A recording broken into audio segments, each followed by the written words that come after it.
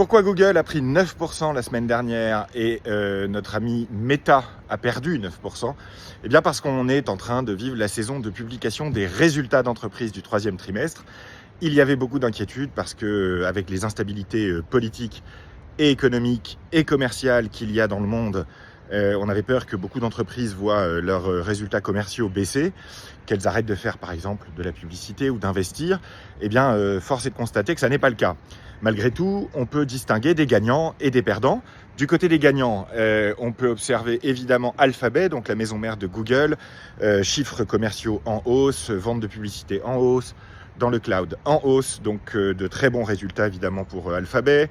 On a eu également de bons résultats sur les ventes de l'iPhone 17 sur Apple. On a eu également de très bons résultats pour Air Liquide, l'entreprise, une des entreprises préférées des investisseurs français à long terme. Aussi Essilor qu'on peut citer avec ses lunettes connectées. On a eu de bons résultats également pour Accor dans l'hôtellerie, Edenred des tickets resto. Qui d'autres, voilà, donc beaucoup de bons résultats de manière générale, hein, et la majorité des entreprises ont battu les attentes des analystes. C'est une bonne nouvelle.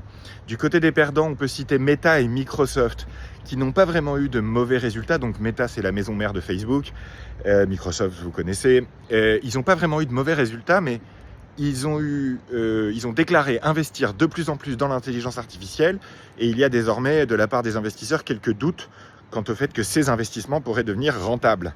Donc c'est évidemment le point qu'on surveillera pour toutes les entreprises du secteur de la tech américaine et de l'IA. Du côté des perdants, on peut aussi citer les banques françaises et les entreprises financières françaises qui, de manière générale, ont souffert de la peur que les particuliers et les entreprises françaises souffrent de l'instabilité politique et fiscale actuelle et que, du coup, les banques aient moins de revenus. On peut également citer la tech française, et c'est bien dommage, deux grandes entreprises de tech françaises qui ont eu de mauvais résultats pour le coup, qui ont du mal à prendre le virage de l'IA. Sur le front de la macroéconomie, les choses vont plutôt bien. La guerre commerciale entre la Chine et les États-Unis s'est apaisée pour l'instant, au moins pour un an, ce qui va évidemment faciliter le développement des entreprises grâce aux exportations chinoises de terres rares. Enfin, en France, j'ai répondu hier pendant le live au débat budgétaire en cours. Je vous rassure à nouveau, rien n'est voté à ce stade, et la vérité c'est qu'il est peu probable que ce budget soit voté en l'état.